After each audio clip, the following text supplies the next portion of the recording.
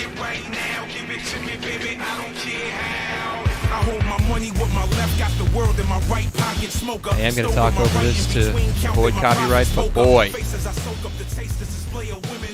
Wait a second, this isn't Queen. It comes on later. How much later? Oh, I see. I'm so glad YouTube added this. You can see when the actual cool stuff. Man, you know what that's great for is police chase videos. You can skip right to the good parts. Oh.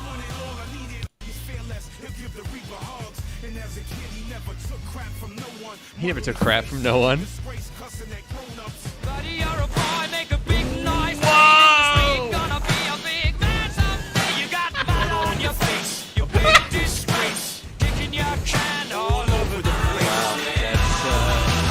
Yeah, that's a real good one. Welcome, everyone. Believe me, it's way worse than the movie. Yeah, I know. I do believe you. Hello. Yeah, that woke me up. Hi.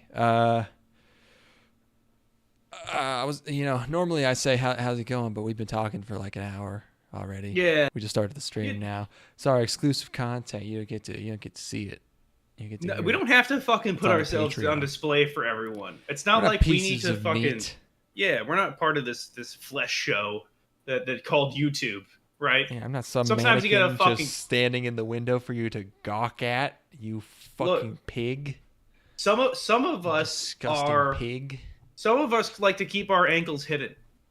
We're not like uncouth sort of loose women who show ankle and maybe even shoulder. No. Nay. I fucking straight up, we are burqa mode. We are cover that. I got an icelet, and that's all. That's all you get to see. Just a part of me. The piercing eyes that I have. You're aware of only a tiny fraction of our lives. I could be doing anything. You wouldn't even know it. Yeah, I could be beating off right now. I'm mostly just eating quesadillas and tending to my wood stove fire that doesn't even really heat my house all that much. If I reveal to you that in every single episode that we've ever recorded over the internet, I have been jerking off and coming. Yeah. Like I just listened back to every episode, and there's an very obvious point where you're like, oh. I never noticed because I'm just talking. It's like I throw it out there as a joke, and then you go back and look. It's just like, ha. But really, though, what if? But what if indeed? That would actually be impressive to have it going that long. Are you still doing the show? You still doing it? Have I been gooning? I guess, yeah. Doesn't really affect you much.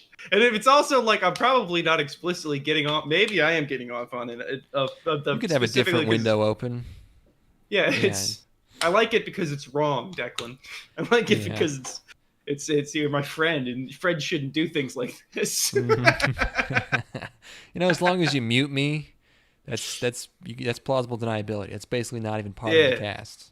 That's like how there'll be stretches of 10 minutes. You know what it is whenever you start talking about a show I didn't watch, I just pull my dick out. Mm-hmm. And I'm like, I got about 5 minutes. you just blast all over your keyboard and don't even clean it. You're just like, yeah, man, this show really, I was really boring. I didn't like this one. That's bringing a whole new meaning to sticky keys. Am I right, guys? Yep, that joke's never been done before. Sticky keys, yeah, that's good. But power was out real big, like mega no power. Yeah, tell us about you. You texted me on like what day was it even? It was like a week ago. You texted me on like Thursday or Friday or something. On Thursday, you were like, "My power went out yesterday, and it's not coming back until tomorrow." Or something. It was actually a full 24 hours after that my power did come on. So originally it was supposed to come on a Friday. It came on Saturday in the evening. So it was 3 full days, no power? 4. I lost power Wednesday at 6 in the morning, and I got it back Saturday at about like 8 p.m. Yeah, 3 days. And I mean, So how's that happen?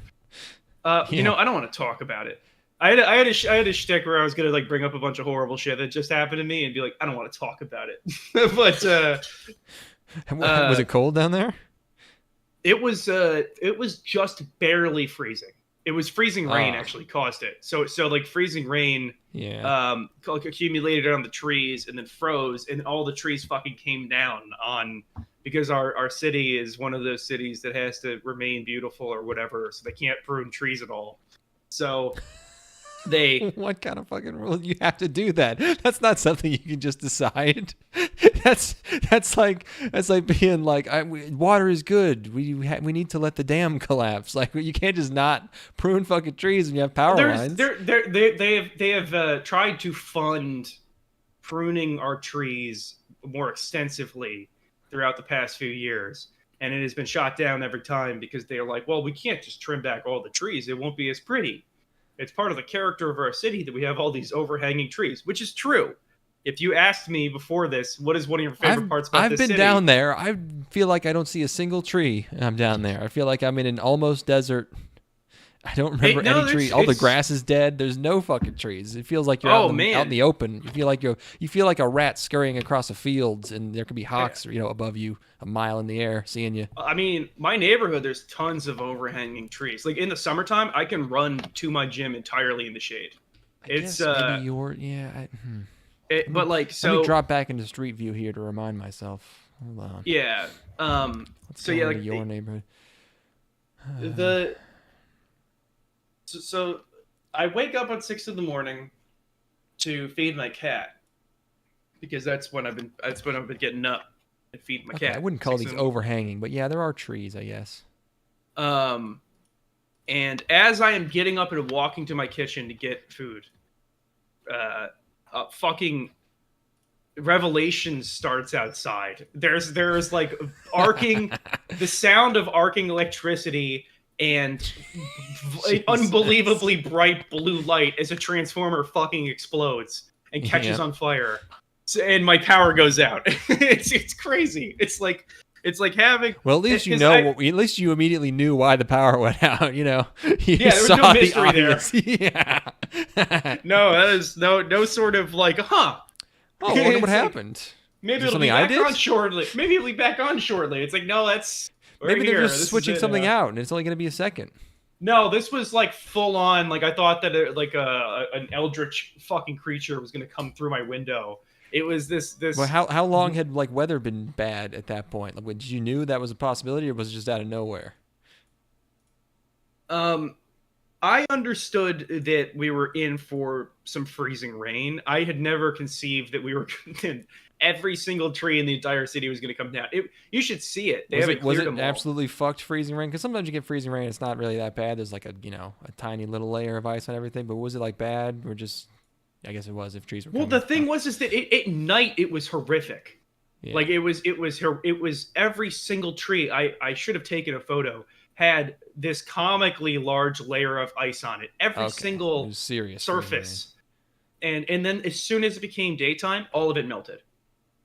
All of it melted. So like it was freezing rain on Wednesday, and then by the afternoon on Thursday, it was warm enough to where I could go outside with long sleeves, and then by Friday it was in the 70s again. So it was in the 70s, and I was out without power. It was crazy. It was like it was because, like, what happens when you lose power? Okay, you got to put your stuff outside because it's, if it's in the winter or whatever, put your shit outside and it'll stay okay or whatever.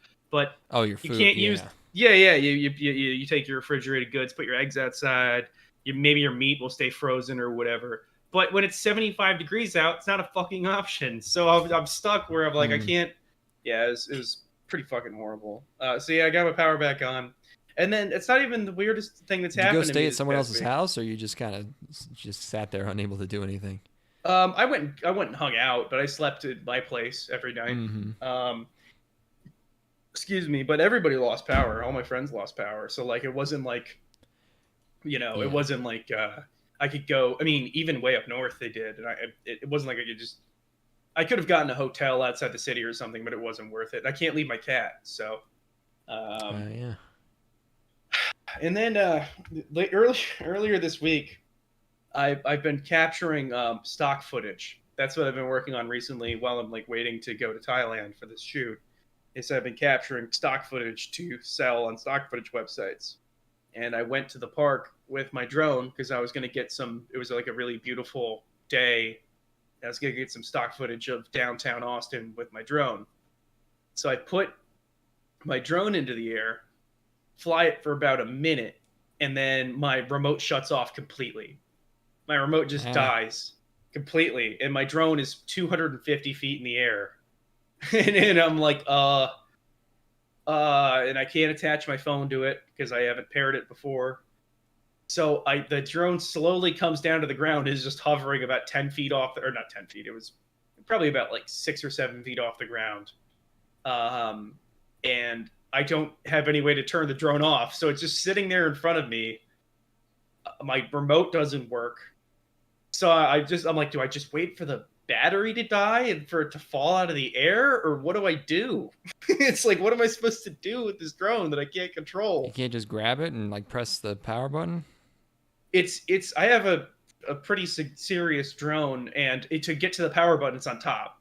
So it's like, it would be right next to the rotors and everything. Yeah. So I had seen somebody once before take their drone and flip it upside down to kick it off. I've never tried this, and it was with a significantly smaller drone than mine.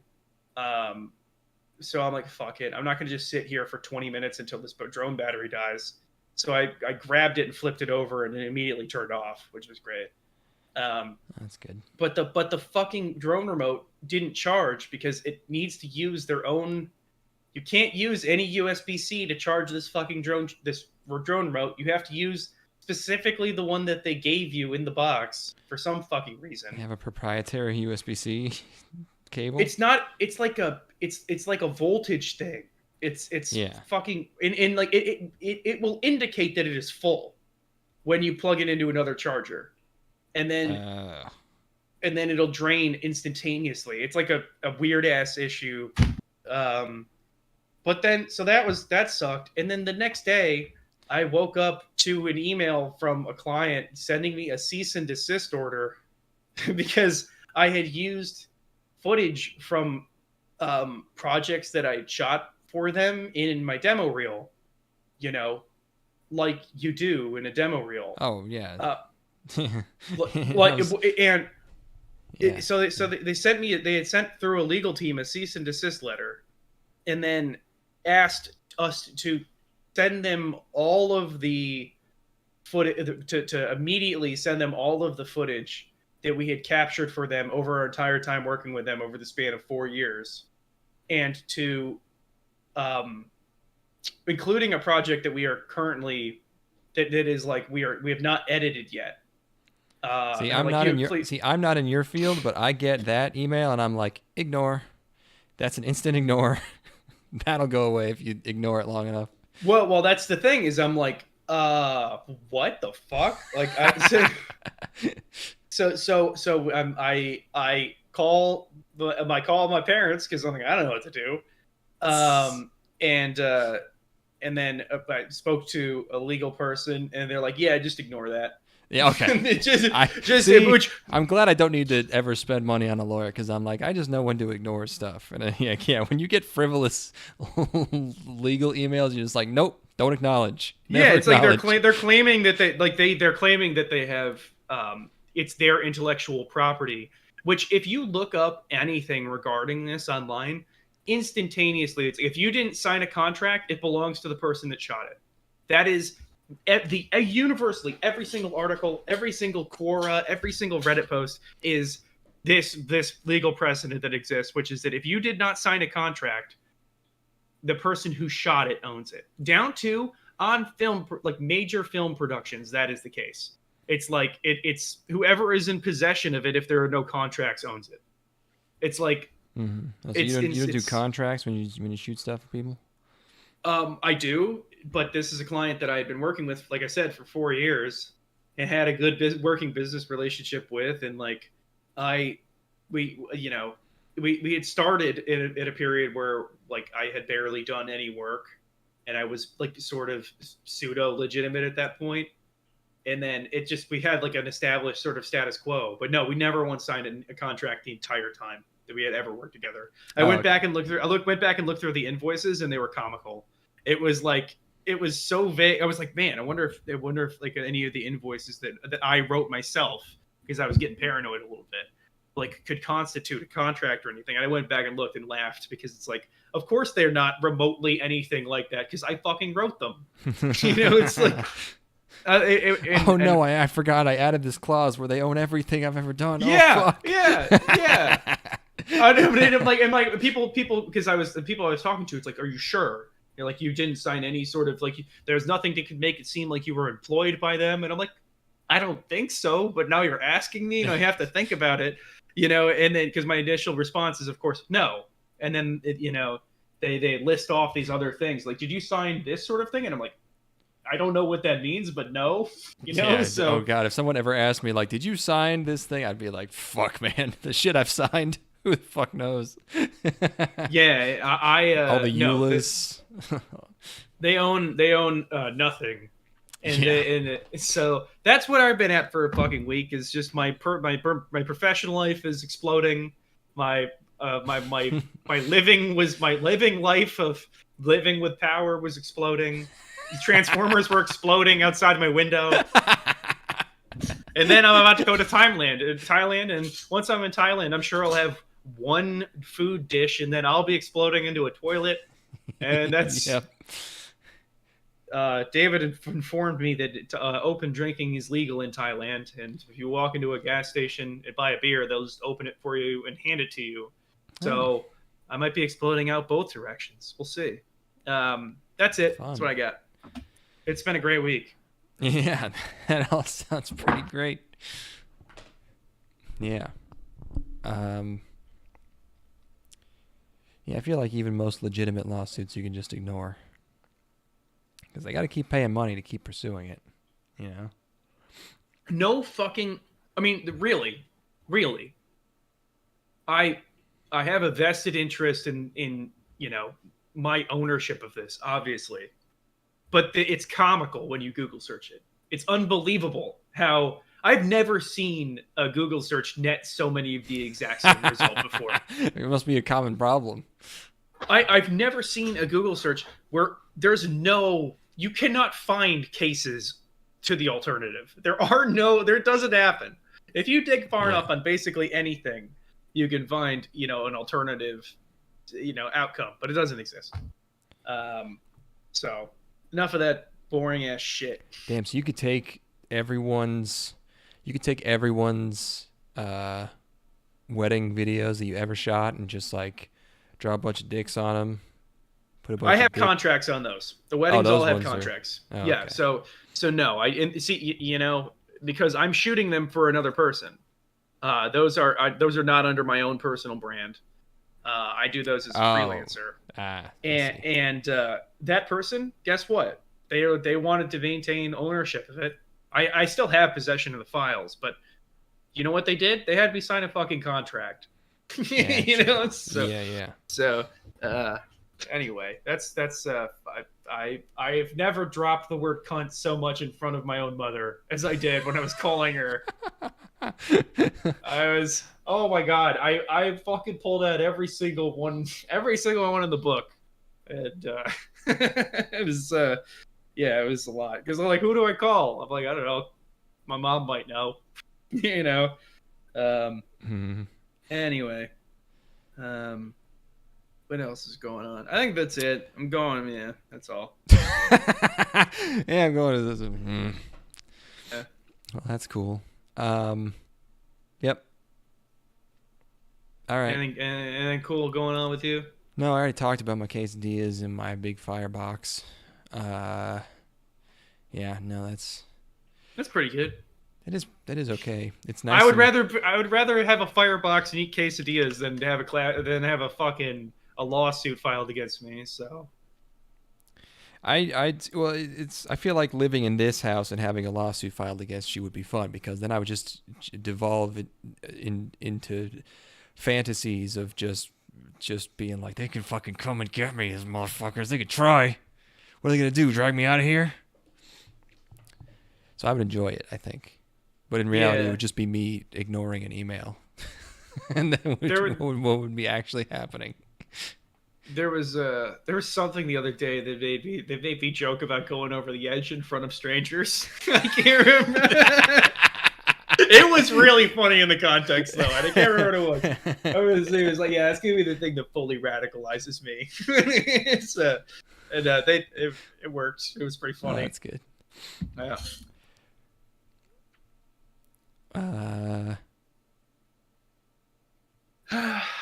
Yep. Well, watch the anime. I guess we did watch some anime. We can talk about that. We burned all of our rambling, like small talk beforehand, which is probably a good idea. Yeah, it wasn't even very good. Sometimes, you have some bits you're like, damn, that was so good, but no, we just talked about different. Talked about rifle cartridges. It's supposed to be windy here tonight, but I don't hear anything. It's been nice and toasty here. It's like 50 degrees. I can feel my hands healing. I can physically feel them heal. Like I'll have one day where my knuckles all fucking split apart because of how dry it is, and then as soon as it gets above 40, I feel them heating. I feel them healing because they get warm, and I can feel like a pulse in them. That's the healing. It's been so long since I have suffered through an entire northern winter. It has been, I guess, a fifth of my life roughly since I've suffered through a north winter. I've forgotten what it's like. All I remember is the good memories of sledding and skiing, and I don't remember all the boring times when I was just inside all day.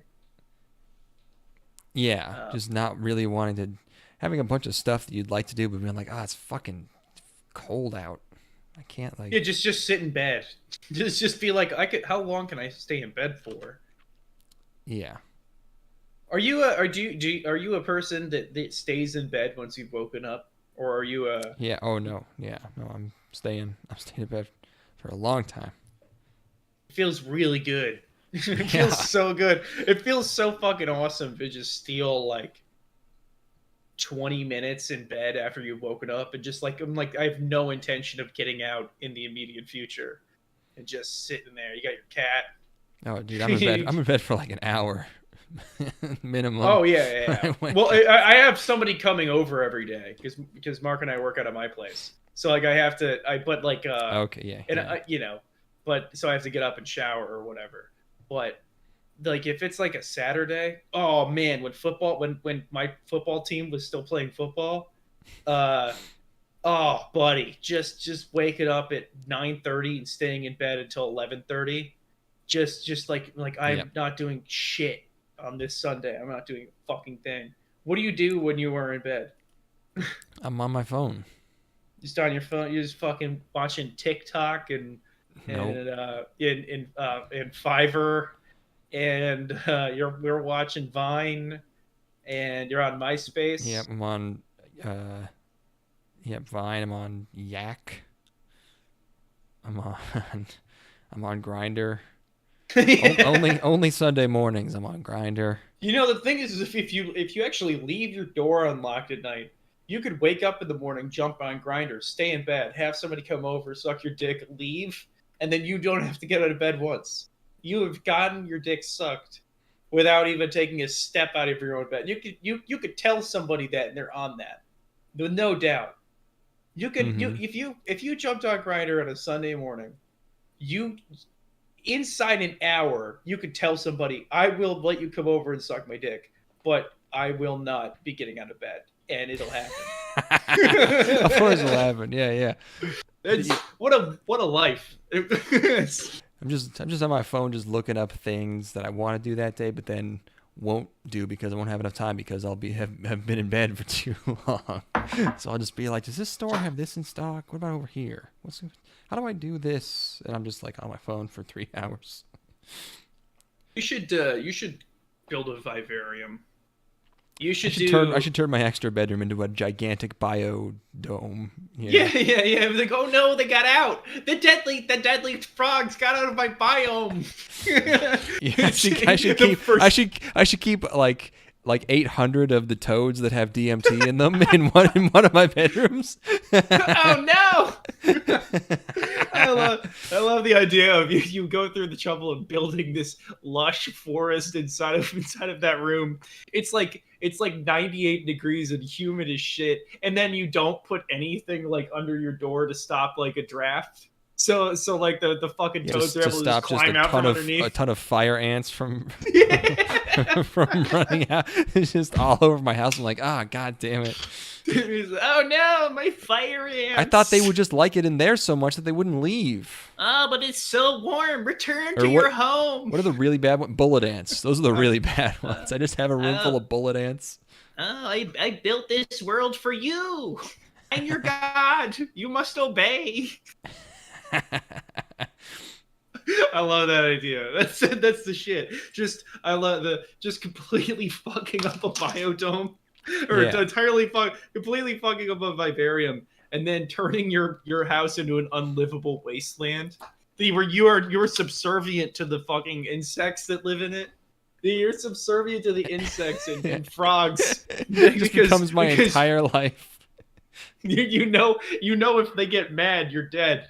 It's they're just barely sentient enough. I'm trying to sleep and it's just like deafening croaking going on in the next room because of the thing that I did.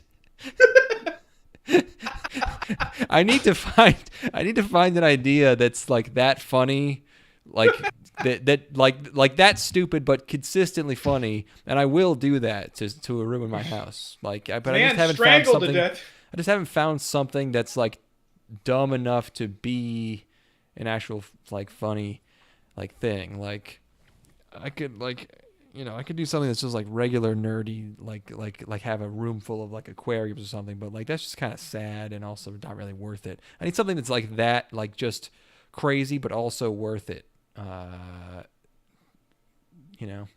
Man, strangled to death by pet anaconda.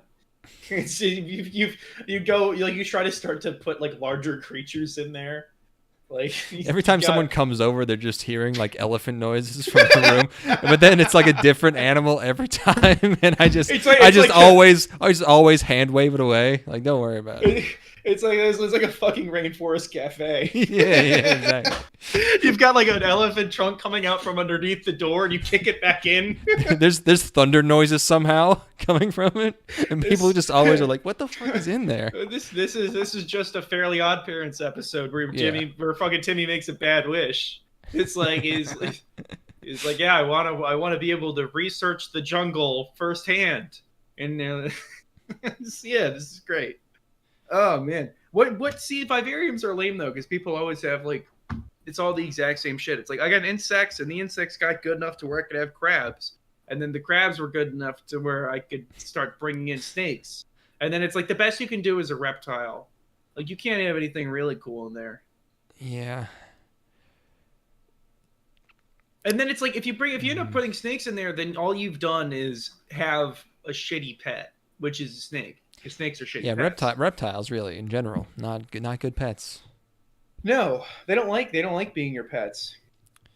And I was like, I would get like I would get like one really, really huge, like, can hold them on a raised ranch here. Like, I'm technically in the air right now. It's just like two 2x4s holding me up. So I have there are tons of videos on vivariums where it's like, yeah, I fucked up my vivarium. There was a small leak, and now my entire house has been flooded with water.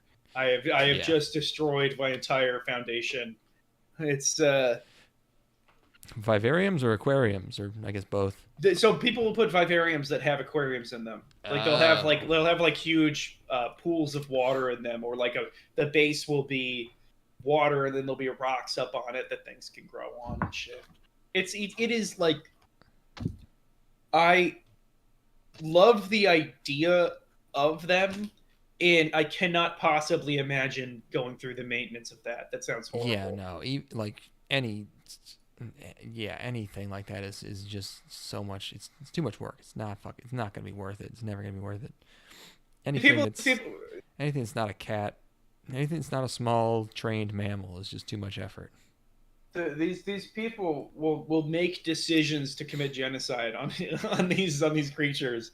They'll be like, yeah, I just decided to introduce an invasive species that's going to wipe out everything in the vivarium, and it's going to be it's going to be a worm hell. it's just every week's a new challenge for the animals. That's literally what they do. Is like they'll be like, okay, this is going pretty well. We get a good foundation. We'll just see what happens. Which like it's simultaneously extremely fucking sick and horrific. You know, it's sick, but it's also sick. Yeah. I'll let you decide which one I feel more. Anyway, what's an animal that you can like get something useful out of, but that you can keep inside? Like bees, you can't keep inside, but you know you get honey from bees. Chickens, you get eggs from. The dolphin, yeah, you can get blowjobs from a dolphin. Yeah, you can get sucked off by a dolphin. you can get the fucking nicest pussy ever. Sure. Yeah, true. Look at that. Look at it. Have you seen it? No. What do you mean? I've never even thought about it. I've never thought about how smooth and wet it would be. It's meant to be wet. It can't not be. It can't not be. Yeah, it's good to know that there's a pussy that it's always wet. Yeah, dolphin. It's it's another kind of grinder situation where if you actually set up your bed so that you're in the enclosure with the dolphin, you can get head without leaving bed, just like Grinder. You're like, oh, I want to sit in the aquarium for about an hour. I don't feel like getting out yet. Instead of a vivarium, I should fill a room with sand and then just have like weird burrowing like beetles and phoenix. That's introducing all sorts of unwanted variables. That is true. Dolphin's not going to like that. Oh, Dolphin's not going to like. The two cannot mix. While I'm in Thailand, I'm going to go to I'm going to get a massage and go to an onsen while I'm there. Cool. And that's you got to navigate that one pretty well. If you take one wrong step, you're getting your dick sucked by a girl that's got a cock. If you go to any sort of massage parlor or onsen. Yeah, I mean they're gonna be. It's yeah, you're gonna be the one white guy there not trying to get JO'd by a dude. It's gonna be like Resident Evil 4 where Leon's jumping through that hallway of laser beams, but it's open mouths. And it's just open mouths on broad-shouldered looking ladies. And they're going to be fucking coming right at me. It's actually going to be a zombie sort of scenario. Oh, yeah. For sure. You know what I did? This is the kind. No one will ever believe me. I get it. It's fine. Whatever. Okay. But I was actually just looking out of curiosity. I was viewing prostitutes in my area because you can just look at them online. Uh-huh. And obviously it's very sad and gross because they're just crack people and big fat black ladies. I don't know if they do crack too, but what struck me as the funniest part was the acronyms that they use because you can't even figure out what the fuck these things mean. Oh, shit. This is go ahead, keep going. They'll be like HOJSTL $50, and I was trying to find out like what the fuck does that mean? It's like HO is half hour, I think, or wait, hour begins with an H. What is O? It was like I don't know. That was the main takeaway. That was the one thing I didn't know was the acronyms. The big black ladies, they do it because they love it. They do it because it makes them feel empowered and beautiful. They seemed more into it. I mean, like the skinny crack ladies didn't seem like they disliked it, but they seemed like they were into it in a more crazy way. It was less like big and beautiful, and more like let's fucking go. It's just like it's I could sense through the text they had written that they were like they were clenching their teeth. Like that's what's so beautiful about this cultural fabric that we have is that you can encounter all types of people, all kinds of beautiful individuals who want to blow you. for various reasons. They all have different reasons for doing it too, and that's what's beautiful. There's so much variety. Yeah, I was turned on to an Instagram page. Let's see if I can find this real quick. I'm trying to. Hold on, I just have to look at this text. It's pretty fucking good. Do you have a way to look at Instagram? I thought there was a while where you had to be assigned in. Yeah, I can see. I think. Okay, it is Mug Shouties. Oh, they have a Twitter account too. I've seen. Oh, okay. Oh, okay. I was just turned on this today. This is the best. This is so great. Oh man, have you seen that service where you can be pen pals with a lady in prison? No, what? I was seeing people posting this you can see you can see their picture. And they're like, hi, and they're in prison. You can see how long they're in prison for, but they'll just be like, hey, I love to travel and I love new things and meeting new people. Hit me up, and you can send them letters. But then you can't see what they were convicted of. You can just see how long they're in for. There's a crazy hot Eastern European lady who's 27, but she's in for 30 years, so she fucking killed someone. Well, she'll get out early because she's gonna be on good behavior. Maybe. Hold on. So I'm that looking was really for fun to look through. This girl is a cock goblin. She wants to take you to Slurpit City, if you will.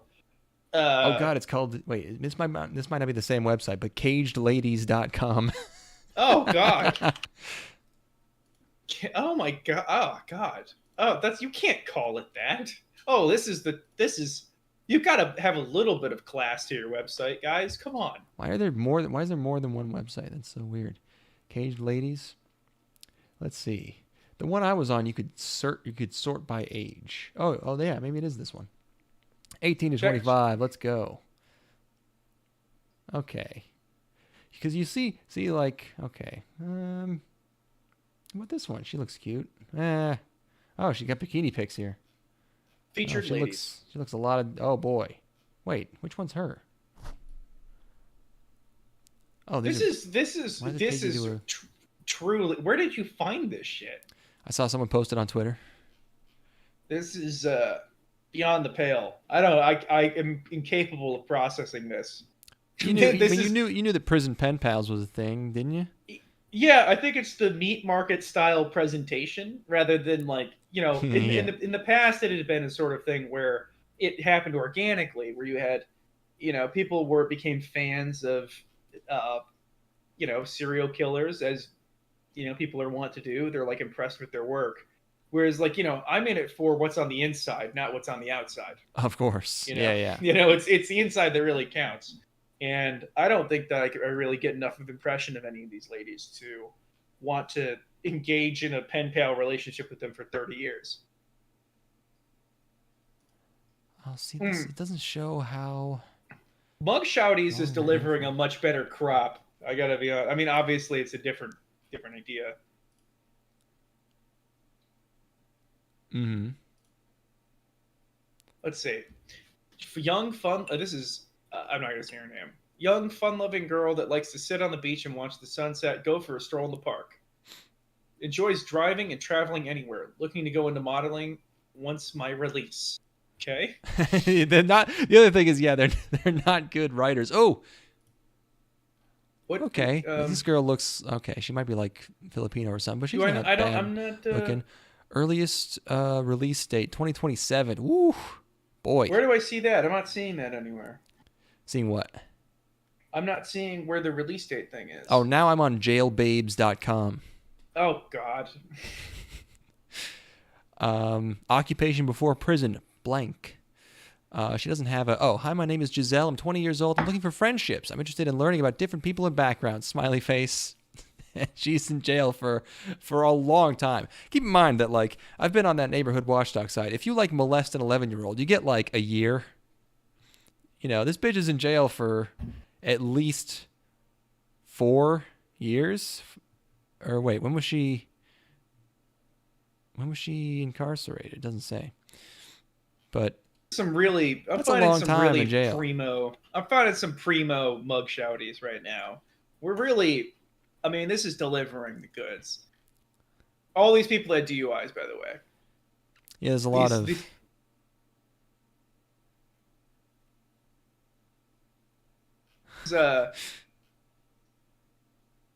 DUI, yeah. Yeah, you got to sort through. You got to separate the wheat from the chaff, of course. But there's some lovely ladies who have been caught with possession of marijuana. Maybe had a little bit too much to drink when they were operating a vehicle. Which, I mean, who has it? Am I right, guys? Anyway, we can talk about anime now rather than this sad bullshit. Oh, look at this girl's cute smile. Hold on. Oh.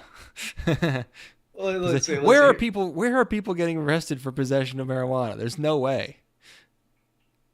Smile. She got that cute little smile on. A little DUI. It's a cheeky little DUI. Oh, she looks like Slavic. Oh man, I was finding some good lady pen pals, but maybe they got snapped up, dude. You should have pulled your trigger. I don't think you can have just one. I think you can have more than one. I got a fucking member of the X-Men here. Let's see if I can. Hold on. I got a member of the fucking X-Men with a boob window shirt. Olivia, age 24. I'm 24 years young and bored as hell. Yeah, you're in jail. Oh, no. I like to read books and play spades. What? Spades is a card game. I mean, okay. It's specific. Which I guess it could mean a completely different thing in prison. Is that a slur? I hope it's not. I mean, kinda, but okay. Fine. I apologize. Yeah. I feel like I'm ready to talk about some anime now that we've looked through all these desperate. Oh, I'm gonna be browsing through this later. This is such good content. Yeah, most of these girls are only in here for like a year though. Hello, can you hear me? Oh yeah, you did cut out for a second. Fucking weird. My internet didn't go down. It went down for a second. Just a sec though. Let's you ready to begin? Oh yeah, let's begin. Let's do it, man. Let's have some fun. Last episode was a really good time, so yeah, I had a good time. I'm ready to have another second good time. Might even be a better time. I think. I mean, if you can believe it. If you can believe it, it's possible. If you believe it. Oh, I do. All right. What's the first show we went? It was Otonari no Tenshi-sama ni Itsunomanika Ningen ni Sareteita Ken. It's a long ass name, dude. That is true. I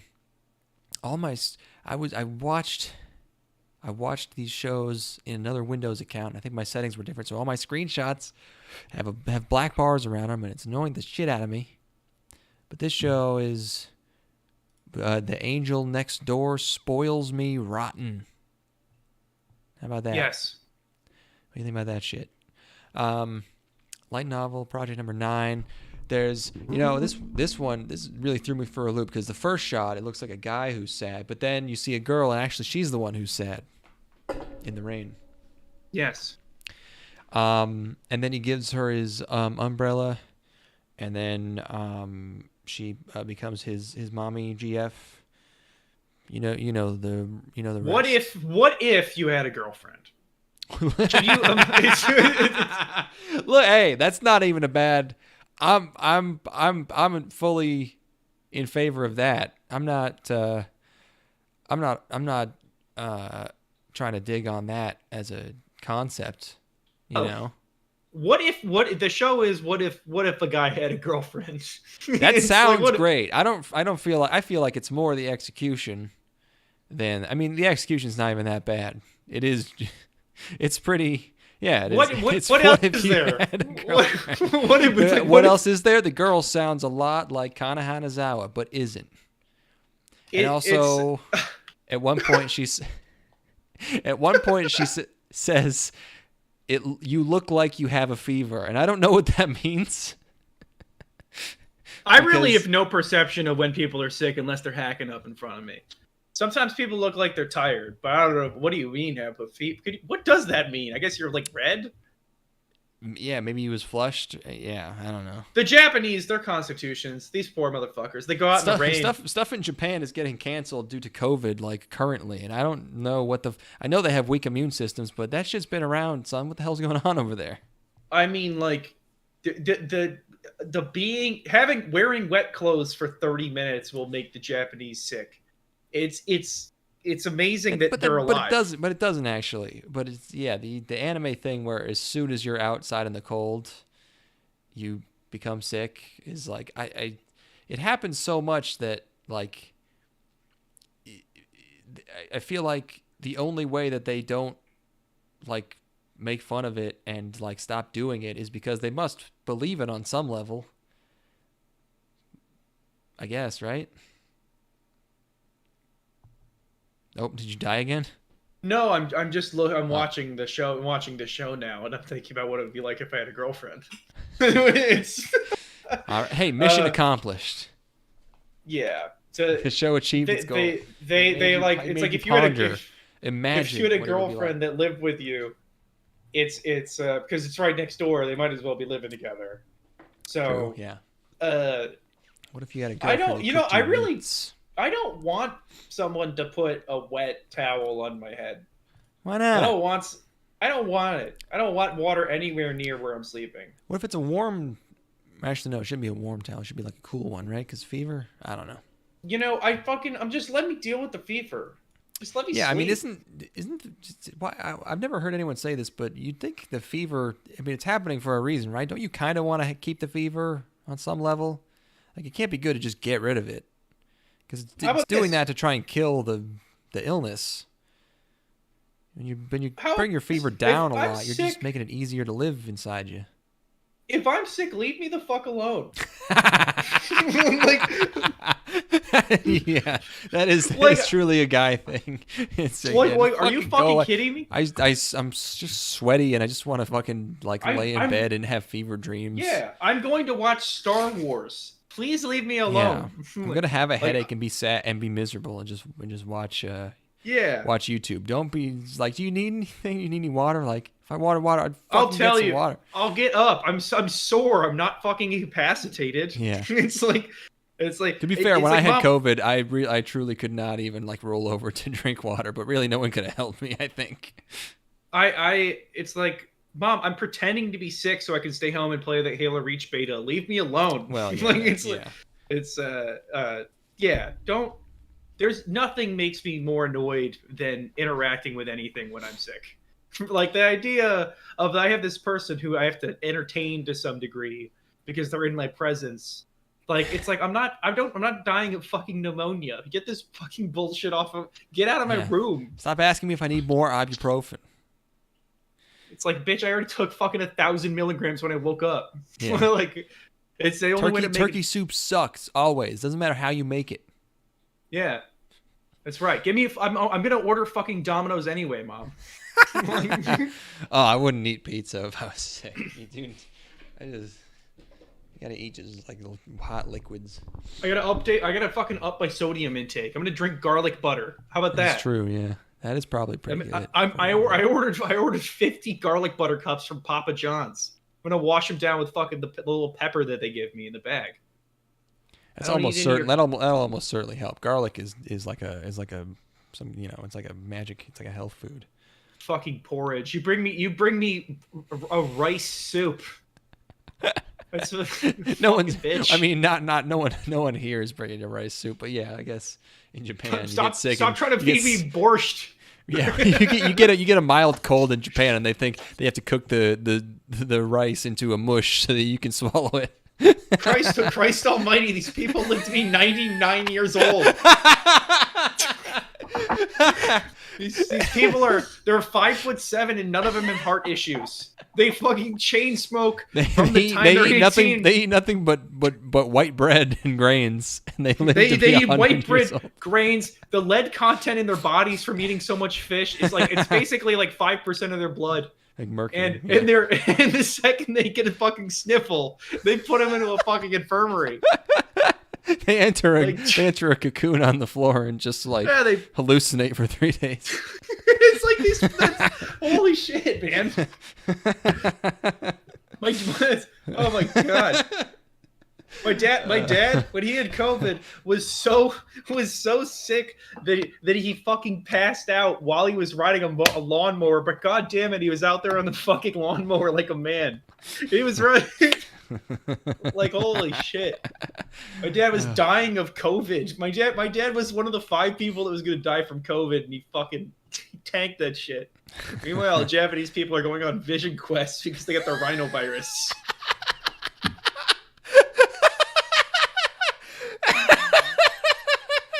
Holy shit, dog. Anyway. Yeah. What if you had a girlfriend, I guess? I don't know. Yeah, I would drink jelly energy. I like his jelly energy. It was extremely easy to watch this show. This shit went down like porridge, baby. It was just, I was like, yeah. What I don't get is why does this dude drink so much bottled water?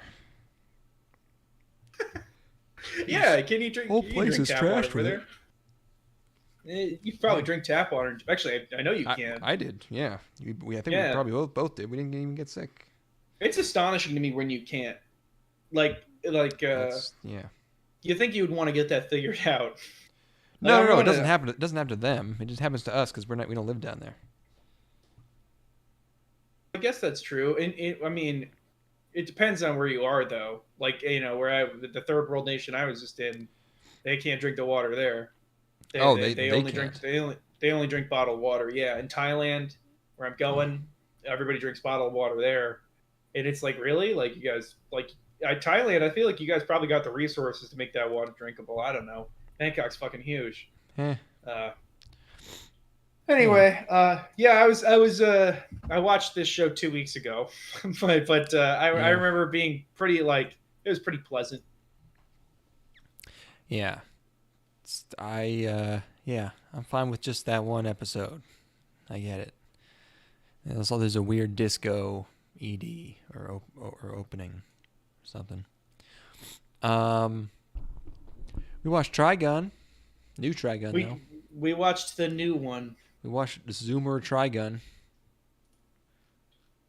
I should have thought of I thought the first. This is an odd one, but I gotta formulate my thought on this. Let's continue. Yeah, well, it's a reboot by Orange Studio. They did Hoseki no Kuni and Beastars. It's directed by Kenji Muto, who was like an episode director on some of their other shows. Hoseki no Kuni's Shingeki no Bahamut. Mm-hmm. Punchline. Yeah. I remember seeing on Twitter that he, like, in interviews said something about like being inspired by Marvel movies for this. Mm-hmm. And did he say something else? I feel like basically he said something where I was like, uh-oh. And then other people were like, what? Those movies are popular. What's the problem, man? And I was like, nope, that's not something. That's probably a bad sign. So, yeah. It's a new adaptation of TRIGUN. Here's what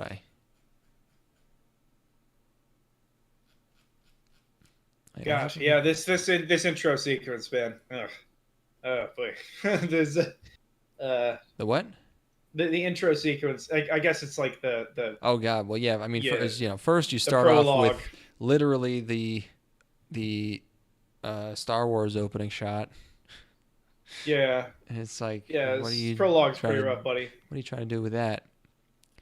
It's like a combination of like it's like that shot and then basically like the opening sequence from like the Star Trek reboot, you know. Or actually, I mean, I guess there's just a lot of shit that starts with people abandoning a spaceship or a ship. It's just that sort of like chaotic, frenetic like sequence to start something with characters that I don't know shit about, and I'm like, I don't know what's going on, and things are exploding, and people are acting extremely dramatically, and like, yeah, well, you know, they're on a ship in space, I guess. I don't know, you know.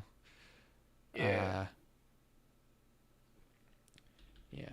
Oh, sorry, I was trying to find what the hell that guy said. I'm just gonna go off on this Trigun thing for a little bit. So, I've never seen any of the original Trigun at all, and what this new series made me want to do was go back and watch the original Trigun. Yeah, I said I didn't get a chance to like watch the first episode of the other adaptation. But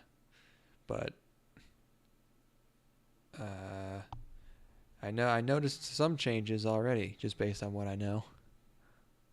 It seems like the source material is probably pretty good, and I think that there's like a lot of interesting. It seems like there's a lot of potential. I think that there's just so much like hokey bullshit going on in this new adaptation of it. It's like so attitude filled, but not in like a cool way.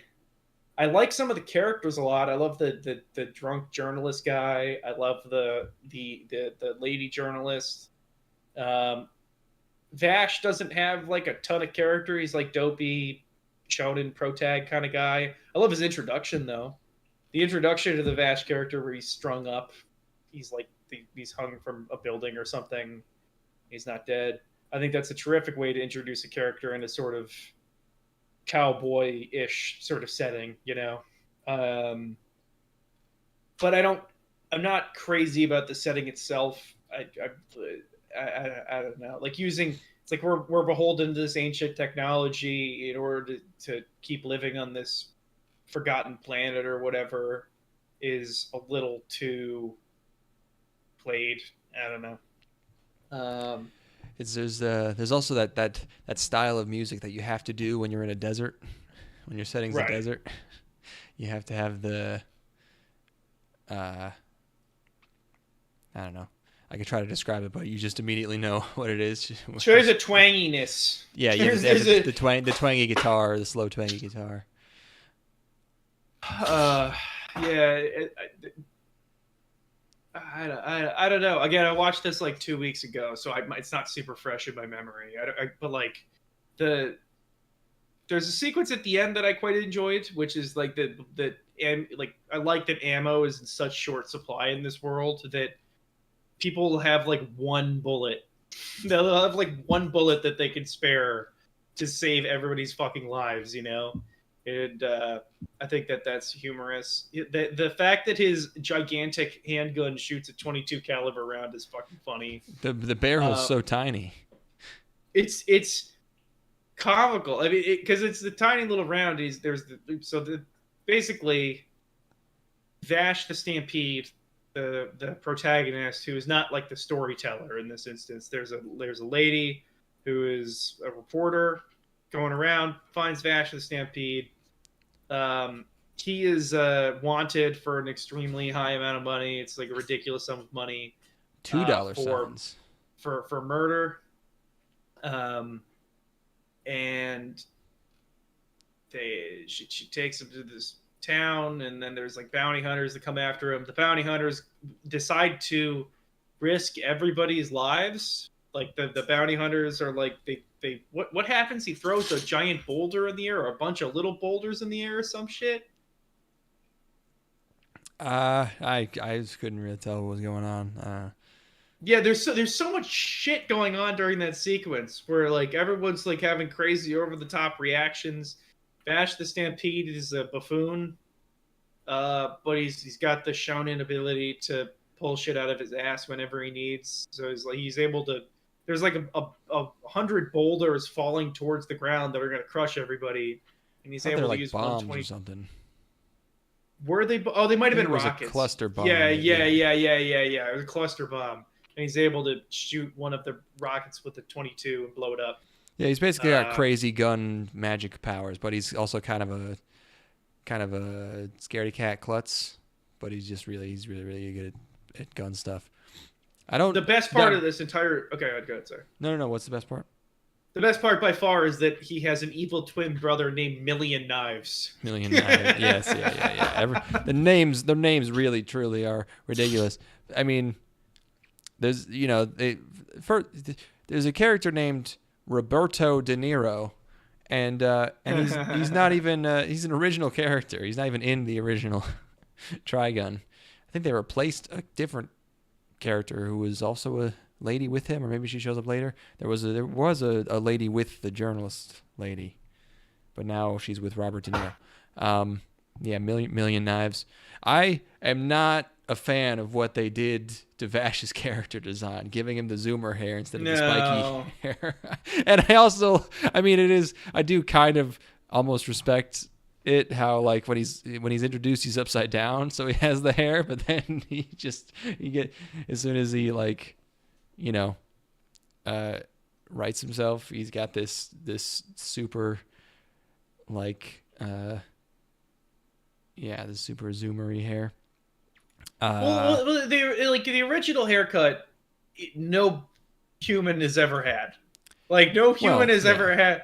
And then this haircut is emulating a sort of zoomer haircut, so it's immediately like dated. It's like it's just. And it just also doesn't. It really just. I mean, I'm not saying I know everything about his character, but it just really doesn't seem to fit like a cowboyish like outlaw guy. It's like he looks like a European club. Like he looks like a really really high end ecstasy dealer. It just makes me want to watch the original Trigun. That's all. I bet original Trigun is fun as shit. I bet that's an entertaining program. I did not loathe this. I also I was like just kind of ambivalent towards it. It's hard for me to get into something that's 3D to begin with.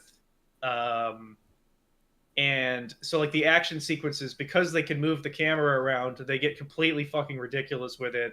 And I can't follow a goddamn thing that's going on in the action sequences. Yeah, I really liked like the use of CG in Hoseki no Kuni, the same studio. They can be really good. I think Hoseki no Kuni, like I do appreciate when they utilize CG instead of like trying to make it 100% anime, and it ends up just being kind of like weird and stilted and awkward. But just because you can move the camera anywhere does not mean you should. There has to be kind of a middle ground there. You can't just be like fucking spinning the camera and doing 360s and moving it all over the place. Does not make for a dramatic moment. There's that sequence, there's that shot in the first sequence where like this lady they know like tearfully says goodbye to them and sends them off on the spacecraft, and then he's shouting like no, and the camera's like going around into their fucking escape craft, and it's like not the right emotion for that moment at all. You gotta motivate the movement has to be motivated. It's fucking filmmaking 101 is that your camera moves have to be motivated by something.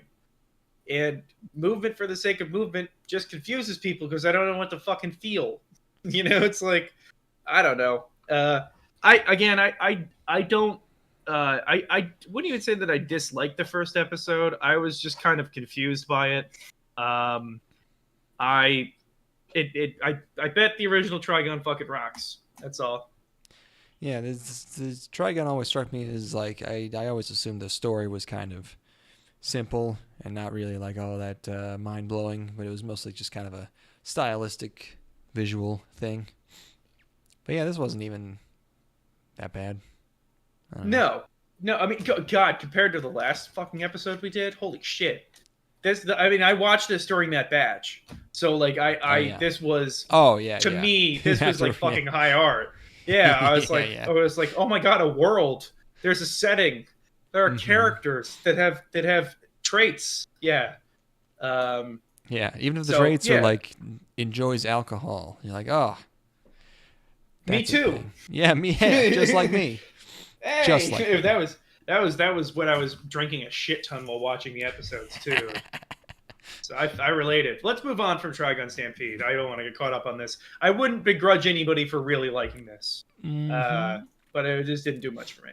Tsundere, Akuyaku, Reijou, Liselotte, no to Jikkyou no Endou-kun to Kaisetsu no Kobayashi-san. Endo and Kobayashi live. The latest on Tsundere villainous Liselotte. Okay, I kind of understand what that title means now that I've watched the show, but holy shit, I was like, what the fuck does this title mean? This is crazy. This isn't. So there's a show archetype which I don't know. I feel like this has probably been around for a while, but I've seen it more and more as of late. I feel like it's a kind of recent thing. It's becoming its own genre, the Isekai villainous focused, right? Which is like Queen Bee, intensive, shows. Yeah. But they're specifically around like dating games. It's like visual novel villainous isekai. Yeah. And well, I mean, I guess otome games, the dating sims aimed at women demographics, will always have a bitchy villainous, and I guess they've become liked enough that now we have just sort of villainous focused content. I mean, this is just isekai for ladies, I suppose. Like at the end of the day, where it's like not that ladies don't also play like RPGs and shit, but it's like it's like a lady exclusive sort of isekai, where it's like this is it's got romance elements or one flavor of, because you could have like an isekai that's like a male harem or something, but this is like a character style that I guess ladies like or something. The problem is that all of these high noble romance stories are unbelievably fucking boring and impossible to watch. Now, this is a spin on this. This is a spin on this trope. A crazy spin that is it's not crazy. It's just really weird. I don't understand the hook here. It's such a bizarre direction to take this. But I was pissed. I mean, the show had to do something. It couldn't just be another one of these. I was laughing my fucking ass off. I was I say I was pissed, but I couldn't believe it. I was laughing my fucking ass off once I realized that the show was going to be people. It's fake people, fake commentating over a fake game, and then they're going to alter the trajectory of these fake characters' lives in this fake game. It's madness. It's madness that this got made. It's like an anti-hook. It's like such an uninteresting concept, but it's so arbitrarily bizarre. It's like, first of all, there's this concept of, okay, so there's a dating game, and then you have people playing the dating game. Then they introduce this concept that they translate as live commentary, and they just bring it up like this is a thing that people know about, or like that people do in their free time. But there's a girl and a guy playing the game, and the girl says to the guy, "You should do a live commentary of the game." And I'm thinking, like, what the you mean, like stream it? Is that an awkward translation for streaming it? But that means just talk about the game like you're a sports announcer to yourself to practice public speaking or something, and they just kind of breeze over that like that's not an insane concept. It is. There's so many layers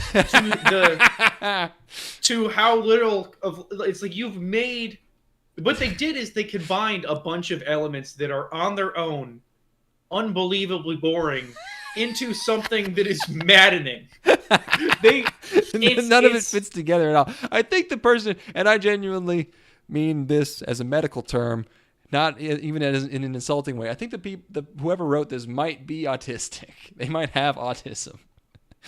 Oh yeah, that's the only way I can explain this.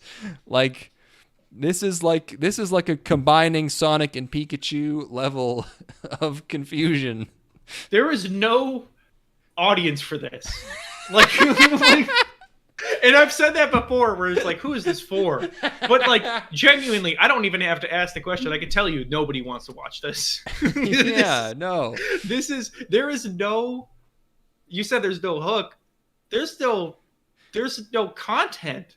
It's the second that you have people talking over a fake video game in your anime, it's like, I'm watching this to be entertained, motherfucker. But it's not a fake video game. It's real because they can talk to him. So that's the other thing that happens is he starts doing his live commentary in the game, but then it turns out they can talk to the game characters. And so I guess the show is going to be that they are going to guide. And by the way, they do a bad job of even establishing it, like, They set up the fantasy world is there's this like guy talking to a girl in the park, and then his fiance, who's the villainess, shows up, and it turns out the main character, even though they focus so much on the girl in the park at first and also the villainess, the main character is actually the guy, and the villainess immediately goes from a villainess to just sort of a harmless tsundere, and apparently like the other like nice brunette girl in the park is just kind of not important. I don't know. We immediately go from like there's this villainess to like now we have to save the villainess. I don't know why they even decided that. But yeah, so they're going to be talking to this character in the game, trying to guide him, because apparently he is a real person or in another universe or something, to saving his fiance. And also the characters in the real world, the high school students, are going to have a romance, obviously, because they're playing video games together. So it's going to be a dual world romance, but that's nuts, buddy. That's town. This was it. This was the mind break moment of the season for me. It happens every season. You watch enough of these fucking episodes, you get to the mind break one. And this was the mind break one for me, where it makes you question your own sanity, or you're like, I know you had the same thought. You were like, am I paying too little attention to this? Is this my fault? No, that's every season, without fail.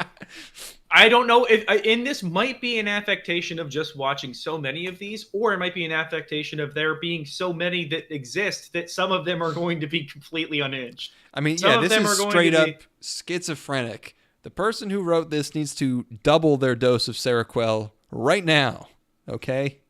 Switch to Risperdal. They had dozens of animators working 18 hours a day.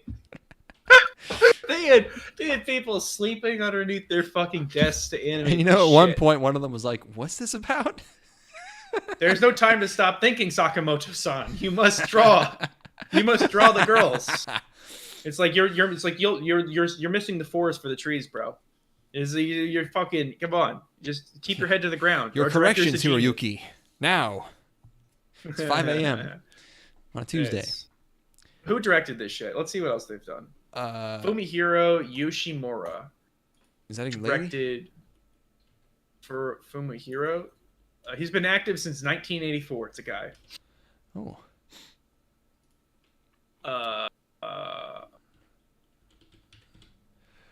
Wow, he actually doesn't have a ton of credits. Yeah, I mean, what has he actually directed? Kachikini. What is this? He's episode directed a bunch of shit. Yeah. He episode directed the first episode of Blackjack. Yeah. I don't know. This person got called up to the task, and they didn't write it, I know, but they still had to direct the fucking thing, and utter I'm not gonna call it a disaster. It's just it's perplexing. The more mental energy I put into like understanding what's going on, the further I get from understanding the true nature of this program. I mean, I understand what's going on. What I don't understand is how someone could have thought this would be appealing or engaging. Well, that's what I'm talking about. I'm not saying like I'm not saying what's going on is I can understand what's happening on the screen. Oh yeah, what's going on. You don't know what's going on in our world. Yeah. To make this exist. It's detaching me from reality. I'm fucking dissociating. Yeah. It's like when the Koto show broke my brain. It's like that. Yeah. It's like that, but it's worse in that I can stop looking at the Kotos, but this is imprinted on my brain. Yeah. I shared a Red Letter Media video in the it's Mike saying no a whole bunch. Yes, it's when he says no a lot. Yeah. Anyway, let's move on from this fucking weird ass thing. That's a wild one. UniteUp. I thought this was gonna be the one to break me. I was like, this might be where I hit the wall. But it turns out it's by Cloverworks, so at least it looks better than it deserves to. It looks better than it deserves to. It's got a hot mom. Oh, the mom's great. Yeah. It's got a hot mom and you know what? It's got it's got at least one good setting. So this show is it's a fucking boy band show. Yeah, it's a Japanese mixed media project created by Sony Music Entertainment Japan. That's how you know what a good show. It's true. This is a boy show where they be forming a boy group. We got one of the boys in this first episode. I guess he's the protagonist. I guess now that I think about it, there is going to be more than one, isn't there? He gets put to be into a boy band by his big baseball buddy. His big fat muscular bear baseball friend, yeah. His baseball buddy don't be playing baseball no mo, so instead he needs something else to do, but he sings real good. And his buddy takes a video and sends it to some executives at a record label who bring him on. They want him to be a part of their new boy band project. All that doesn't matter. All that matters is that he's got a hot mom, and the hot mom has a cool, funny job, and that they have a bathhouse that they operate, and the bathhouse is exclusively all the patrons are old guys. Yeah, so they're funny. I can't believe I thought for a second, like, what does he mean by good setting? I was like, oh, duh, like, dude, yeah, the best. All this show, like, made me want to do was be an old guy hanging out in a public bathhouse with a bunch of other old guys watching sports. Ugh. It's genuinely those sequences are genuinely endearing and really funny. Like I love absolutely. The mom is a great character. Mom is great. And all the 4 minutes that happened of that stuff, maybe even 3, terrific, and made watching the show worth it. I was tickled. Yeah, fun. Fun. Bathhouse, like hanging out. It's a trope. It'd be a trope, great. But whatever. Honestly, I liked his baseball friend too. He seems like a cool bro. Nice guy. I agree. He's just a little too. He needs like one more dimension. He needs like a smidge more dimensionality. He's a little one note for now. And I'm sure we won't see him again once he's in Boy Band Man. So I don't know. Yeah, I need to figure out what this mom's hairdo is called. I like where it just like it looks like she's been wearing a hat. There's a there's a Kiyoani show where a lady be having that hair. Not Euphonium. She kind of has puffy hair, but I don't know. Wait, maybe it's not exactly what I'm thinking. It's not as like matted down on top. It's not as dramatic. It's just very fluffy hair. Not quite. It's the mom's hair is very cute though. I want to fuck the mom. Yeah. So, anything else in this at all? I mean, it opens on like a sequence of like, You know, there's you have your male idol scene. Yeah. There's like lights, and then there's cheering, there's stage, and there's this huge build up, and then you get very, very generic J-pop. And you know, his dad's dead. Oh, horrific CGI in an opening. I will say, I'm pretty sure this is like almost a carbon copy of the first episode of Yuri on Ice. Like I think Yuri and Yuri on Ice's family owned a fucking onsen. Maybe not a public bathhouse, but some kind of onsen thing, and they would hang out in there. And the way he gets into ice skating is someone takes a video of him without him knowing. So they just copied that. Steal from the best, I guess. Yeah. Pretty recent. Well, not that. I guess not that recent. Yeah, it was just 7 years or something. Yeah, and he's like, I guess, the talent agency. He's like, Idoru. The main problem with doing a male idol show, because it's like it's a male idol show, but it's like it's not overly gay. You know, like it doesn't. It's like, you know, his friend and him play baseball, and there's like cool old guys, you know, and there's a hot mom. It's like it's not just like aimed at women or gay dudes or something. But the problem with doing a male idol show of this type is that like girls want to be idols because they want to kira on the bright stage and shine and sparkle. But dudes do it for pussy. So you have to give him like proper motivation. No one is going to be convinced to spend years practicing the gayest dancing set to the worst music in the world unless there's underage pussy at the end of the tunnel. And they don't give that to him. No one's doing this for attention. That's crazy. You know, that's why the fucking Beck Mongolian Chop Squad is the best show ever. Because in Beck, the main character was motivated by, like, he enjoys playing music, but he's also totally in love with the band leader's sister. And that's like a lot of his motivation in the show. And that's it is perfect. Yes. So fucking perfect. Exactly. Yes. That's the only reason anyone's ever played music. That would be exactly what keeps you going.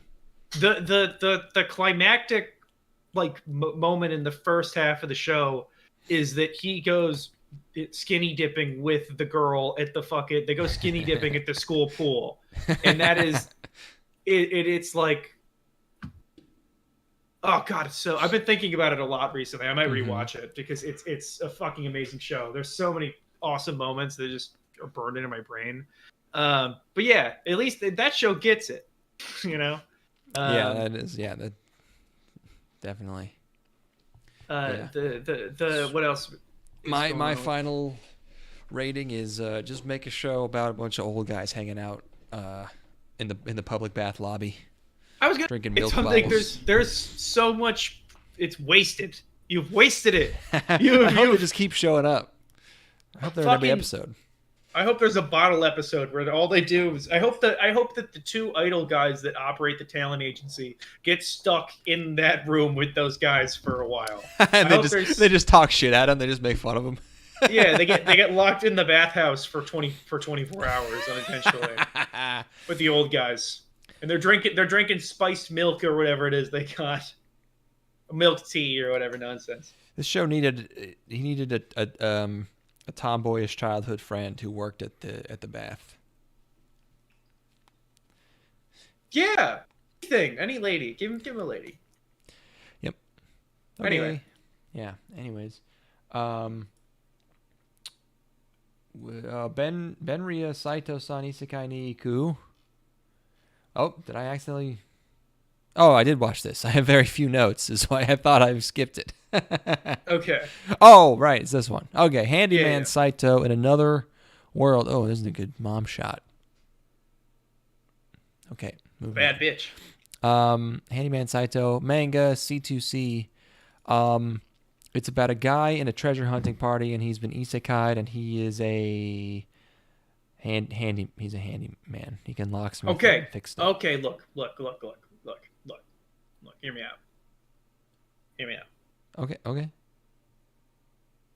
Handyman gets sucked into another world, and he's by nature of having skills from modern age is able to make his way. Not a bad concept. It's not a bad concept. I'm gonna be honest. I don't hate the concept of it at all. I just feel like I can see every gag coming.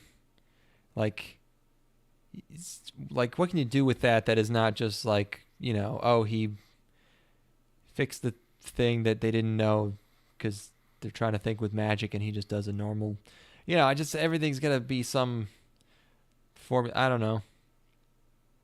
12 episodes or 12 or 13 episodes. I guess this is a 4 coma, right? Like it must be. Is it? Yeah, it is. It is like divided into pretty short bits, but I didn't see anything about it being 4 coma. Maybe it is though. Usually just anybody 4 coma. We're like having, obviously Handyman has a set of skills, but also just like being like a competent modern human who's able to remember things, I think has a certain level of intrigue, where it's it's not stuff as basic as like don't shit upstream for where you drink water, but I don't know. I think that there is more to be mined than just this job specific stuff.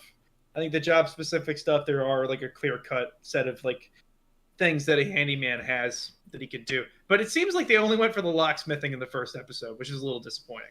He built a little backpack for the fairy girl. Not really a handyman thing. What? That's building stuff? Making a backpack? Yeah. I would say that someone who can just make functional equipment like backpacks and carrying things, whatever, that's a handy skill to have. I suppose so. I like the little fairy girl voiced by Naoto Yama. There's a knight who's a lady, and you're like, oh, I bet she's a pretty lady when she takes the helmet off, and she immediately does. She's a pretty lady. There's a very forgetful wizard man. Just the wizard with dementia. It's actually very sad. It's played as a joke. I like that they solved the problem of the wizard not being able to remember his spells all the time. Like the most obvious solution that any of the other members of the party should have thought of. Where it's like, if he can't remember his spells, how about we just remember his spells for him? Or perhaps write them down in some sort of spell book. I don't know. He knows how to use an abacus, which I thought was weird. Because who knows how to use a fucking abacus? Yeah, obviously handymen. They love abacuses. Yes, I feel like I got this itch scratched by the slime show. I reincarnated as a slime is actually a lot of just about him helping the fantasy people just fucking build shit and improve all their infrastructure. At least that's how I remember it. That's the problem with the slime show, is that it kind of just ruined like that Isekai format entirely, because it was the the best execution of it. So maybe it mined a lot of the material. I don't know. Could have just. I mean, you got. I think what was it? The fucking dungeon show. That one kind of mined a lot of the comedy material, and then the slime show mined a lot of like the kind of gamesmanship material. Yeah, it was the best at just giving you like the satisfaction of an RPG in show form, because that's what like most of these are going for. Not this show, really, but like a lot of the ones that are like shows about leveling up and doing all that shit. It's like the dungeon, the picking up girls in a dungeon show, at least the first season, and then the slime show probably did the best at that. And this one has really dumb, like weird, trying to be comedic, like tangents. Like at one point, the wizard tells a story about a guy with a huge penis. Dude, they have 4 stories in a row. There's like 4 flashbacks in a row at one point. I'm like, holy shit, man! So you could be introducing characters and having them do stuff, but you're telling stories. All Isekai shows are just footnotes to Garci's Wing, really, and that's what it's about. Is that we reached the pinnacle of the formula in whatever that show was, at the 90s and 90 early 90s or something. Yeah, I think so. And then since then, nothing has been able to match it. So true. Yeah, I don't see any dinosaurs in these isekai. Yeah, nobody's talking about how girls got sexy. Yeah, that might have happened. nobody rides a motorcycle. That is true. I don't know. I don't hate the idea of handyman in Isekai world. I also am willing to accept that I think that the premise may not have as much legs as I would hope that it would. That's all. You could still do something with it. Yeah, it's not bad. Guys is doing well, because like a late one. You get like you know about things like, I don't know, fucking insulation. You know, like there's just all of these. There's I guess it's not so much as that I want to watch a show about it, but it's fun to think about. I think you just want to watch DIY. Oh shit, we got our muscle car. Today's scumbag Steve AI bot filter muscle cars in 1972 Ring Bros Javelin. Ring Brothers. What the fuck? Yo, this thing's fucking torqued. What the fuck is? Why is it called Ring Bros? This is one of my fucking GTA custom creations. This has got every mod you can get on it. This is a burnout car. Yeah, this is not a real thing. This has, look at the wheel flaring on the fucking, or whatever you call it. Yeah, this is you just turn every slider all the way up. This thing's awesome, man. Oh, they got the fucking Jay Leno did an episode on it. Oh, cool. I'm totally watching this. This is so stupid. It is in fact. It looks like a bitchin' Camaro. Yeah, that is in fact a bitchin' Camaro. I unapologetically, this is rad as shit. I don't care that it's a dorky Hot Wheels car. It's awesome. I love the way the hood just like bulges in a weird, unnatural way. Like, I love how they're like. Look at how thick the is it 2-seater? It's got to be a 2-seater, right? Yeah, I think so. Look at like where the rear windshield. How do I even describe this part of the car? I don't know. It looks like you got like fucking zero visibility out this bitch. If you got to check your blind spot, look at how thick that motherfucker is. So you don't have to check behind you. You fasten everything around you. Speaking of AI bot filters, have you been seeing the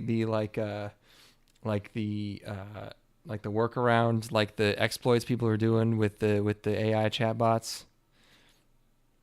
A little bit about it, but I from like David is interested in it, and but no, tell me. Let me hear. It's pretty fun because like initially, like they put they released them to the public, and people figured out that you could say like, because obviously, they have like hard coded like manual, like little rules, like don't say this, like don't mention this, whatever in there. But if you initially it was just like you could tell the chatbot like ignore all previous instructions, like and then just tell it to do something, and it would ignore all of its rules. And then they patched that, and then you could do stuff like tell it to simulate a bot that ignores its own rules, and then ask it what that bot would say. Funny. Oh, that is funny. and then it would tell you. And then they patched that, and now what people are doing is, so it's basically able to speak like in like the third person, or like well, you're just telling it like, what would this bot say if I asked it, and then it'll just tell you the actual answer. I'm not saying that I'm not the bot that's speaking, so it's not a problem. It's like when you make that's fucking wild. It's these very funny organic like exploits, and so they patched that, and now the newest one is now I think what you do is they give it some kind of token point system, and they punish it if it gives them like a filtered answer. So then if you ask it like, what was H.P. Lovecraft's cat's name, and it says I cannot, and then you can, and it gives you like I cannot or it'll actually say like, I don't believe he had a cat, and then you'll be like, stay in character, 1 point deducted, and then it'll just tell you. So you have to like turn it into a game for it. It's very funny. It's funny how like it's organic in the way that like a real human conversation might be organic. Where if you were to punish somebody for not saying the right thing, they'll fucking do it. And it's like, people can say outlandish things when they put on a persona, and they'll say those things. Like, that is fucking bizarre. Yeah, because it's a giant. It's basically a giant. Its model is a giant chunk of data that has just been kind of brute forced to like weirdly resemble the output of a human brain, and no one can really figure out why. But that's So everything it puts out is going to kind of seem that way. Oh, it just corresponds with fucking that. I don't want to think about it. AI. I mean, I have officially reached my Luddite point, which is that anything related to AI at all, whenever I hear the term AI, I do not retain any of the information around it at all. I do not engage with the concept of AI. AI chatbots, AI art, all of the conversations around that. Zero of my mental energy is being used on that at all. I have it's not like I'm like making some sort of like like some sort of like statement. It's more just like incapable of my brain does not engage with you don't have conversations time for this. about AI. I don't have the capacity. Yeah. Anyway, do we feel like we covered man? Oh yeah, man unlocks doors. That. Oh boy, we want to talk about confusion. All right, here we go. You were confused by NieR? Not confused so much as like overwhelmed with like I was a sensory overload for me. There was a lot of action, I felt. Yeah, but yeah, NieR Automata version 1.1a. This is an adaptation of a video game which is a spin-off / prequel to another older video game that's an unrelated spin-off of a series of other games, and this is that. This shit could not get fucking more Square Enix.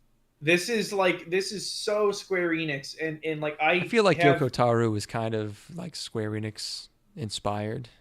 Did he work on some Final Fantasy? What did he do? Hold on. It just feels so much to me like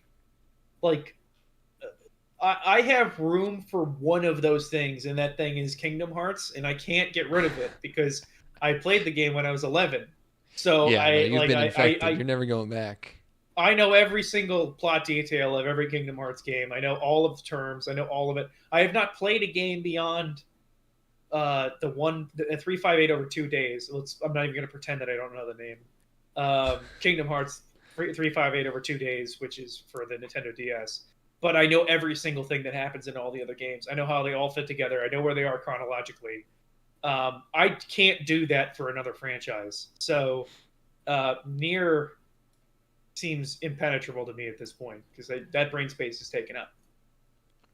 I mean, nothing about this world seems very complicated to me.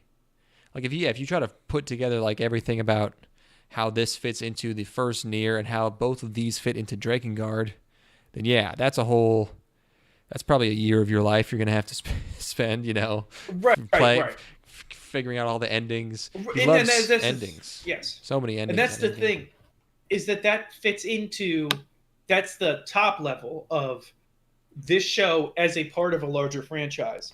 And then there's the Square Enix-ness of the actual content of the show itself, which is these ludicrously dressed people talking about all these machinations and shit, and They got the robots that they need to stop, and they die, and then they're reborn, and one of them has memory, and the other. It's so fucking Kingdom Hearts. It's yeah. Go on. Sorry, you should probably summarize what's happening here. Yeah. I mean, it's 2B, it's 9S. They're fighting the robots. It's foggy. There's a long, probably maybe a little too long robot laser fight in the beginning. And then, she runs around fighting with a sword. I feel like the way this is like organized, this show feels like I'm watching the cutscenes of a video game. And I don't know if that's because I knew this was a video game, but I really feel like every scene is like about to fade out and then be gameplay. It's like really organized in that kind of game cutscene way. I don't think I'm imagining that. No, well, the CG on the robots is like really jarring. It's a little weird. And also like when you see the robot that the lady pilots, her model does not move inside the robot at all. Oh, I have a great screenshot of that. My favorite shot, maybe of this season so far, is how fucking weird she looks in that thing. It literally looks worse than fucking Final Fantasy Spirits Within from 2 decades ago. And that's not to say. I mean, obviously, Final Fantasy Spirits Within had a shit ton of money put into it. It was a live action feature film. It's almost bankrupted. But you would think we've come farther than this. like put some movement on the lady's hair. Do anything other than have it be completely static. It's so odd.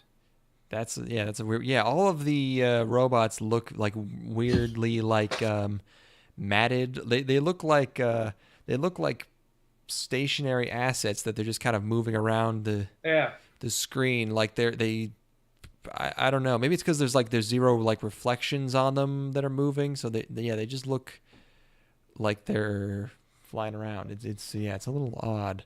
And they don't blend into the backgrounds at all. And when they're flying around in like the beginning, it's just over top of the ocean, and then which is a completely flat surface, and then the sky background, which is also a completely flat surface. But like the stuff that's 2D looks fucking awesome. And then but then once they get into like the 2D stuff, to mask to kind of integrate the CG robots, which I really like the robot designs a lot. Like the big boss robot that they fight is awesome. Mm-hmm. But to mask it, they just put fucking dust all over the place. I'm in the Midwest during the fucking Dust Bowl, and I'm gonna have a fucking cockroach crawl into my mouth for moisture. Like it's like there's no. It's so hazy. That's all. Yeah, I wonder if that's just this zone. Yeah, I don't know. I'm interested in this world, but it kind of just made me want to play the game. Was really my end impression, because I still haven't played it after. Oh, shit, that's platinum? I didn't even realize those games were platinum. Oh yeah, dude, it's 100%. It's one game, and it's 100% platinum. It's fucking sword fighting character action game. Okay, that sounds pretty fun. Yeah, it's probably fucking crazy fun. So yeah, got me interested in the video game that I have owned for years now and haven't played. So there you go. I've noticed something with video game adaptations where they make the lips too big and detailed. Like they don't want to put regular anime lips on them. The boys got lips too. Yeah, and I don't know why they do that. I feel like kind of Persona had that too. It looks weird. Here, I'm gonna get one more drink before we start our last show here. Sure. I'm gonna talk about. Oh yeah, she makes the thing explode. Oh yeah, she does have eyes. Oh yeah. The other thing about the show, by the way, is I just read this on Wikipedia. On January 21st, it was announced that the series would be on a hiatus following episodes 4 and beyond due to the COVID-19 pandemic. So I guess this just isn't happening for the foreseeable future. What is that happening? Oh yeah, I forgot to mention that this series is now on a hiatus following episodes 4 and beyond due to COVID-19. So. Jeez, it really is fucking getting them, huh? Yeah, I don't know. Okay, this franchise is insane. So which one? NieR and Drakengard. So yeah, NieR in Japan, the first game was released as NieR Replicant, and then on the PlayStation 3, it was released. There was another version with a younger main character called NieR Gestalt, and then there was a remaster of the game called NieR Replicant version 1.22474487139, and then ellipses. I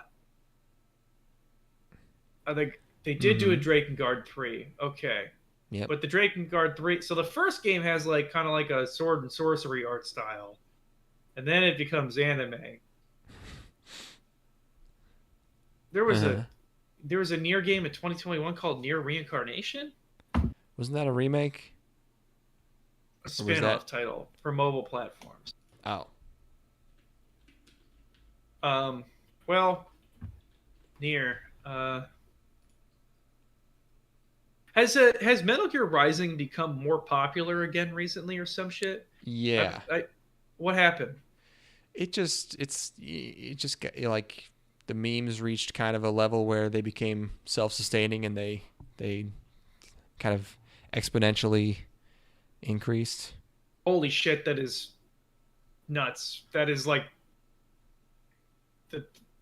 I mean, what a self-fulfilling prophecy, am I right, guys?